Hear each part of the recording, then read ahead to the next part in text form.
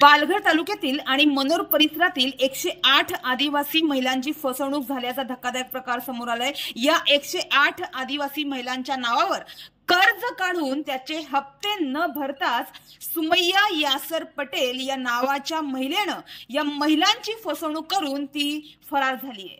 या प्रकरणी या महिलांनी पालघरचे पोलीस अधीक्षक बाळासाहेब पाटील यांच्याकडे तक्रारी अर्ज करत न्यायाची मागणी केली आहे। मात्र एकीकडे या कर्जाचे लाखो रुपये फेडायचे कसे अशा विवंचनेत या महिला आहेत। पालघर, वाडा आणि मनोर परिसरातील आदी ठिकाणच्या खासगी बँका तसेच पतसंस्थांकडून महिलांच्या नावावर कर्ज काढलं जात होतं।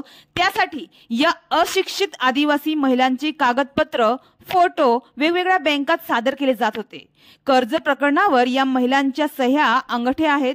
सुमैया या आदिवासी महिलांना तुमच्याकडे घरी काही काम नाही तर महिलांचे गट बनवा असं सांगत असे।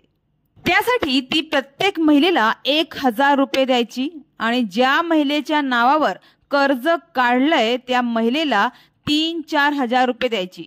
त्यातून आदिवासी महिलांना हे एक उत्पन्नाचं साधन आहे असं वाटलं। सुमैयाने महिलांना विश्वासात घेऊन मिळालेल्या पैशातून कर्जाच्या हप्त्यांची परतफेड करेल असं सांगायची। काही महिलांच्या नावावरचे काही हप्ते देखील तिने फेडले। त्यामुळे या महिलांचा देखील तिच्यावर विश्वास बसत गेला। मात्र हळूहळू सुमैयानं हप्ते भरणं बंद केलं।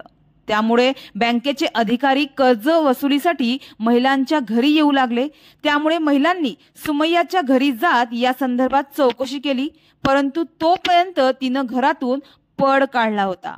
त्यामुळे आपली आर्थिक फसवणूक झाल्याचं या महिलांच्या लक्षात आलं आणि मग काय, या प्रकरणी या महिलांनी पालघरचे पोलीस अधीक्षक बाळासाहेब पाटील यांच्याकडे तक्रारी अर्ज करत न्यायाची मागणी केली आहे। तसेच सुमैया पटेलला खासगी बँकांचे कर्मचारीही मदत करत असल्याचा आरोप या महिलांनी तक्रारीत केलाय। या प्रकरणी फसवणूक झालेल्या महिलांनी पालघरचे पोलीस अधीक्षक बाळासाहेब पाटील यांच्याकडे तक्रारी अर्ज दिलाय। तर याबाबत योग्य ती चौकशी करण्यात येईल, तसेच दोषींवर कारवाई करू असे पोलीस अधिकाऱ्यांनी सांगितलं आहे।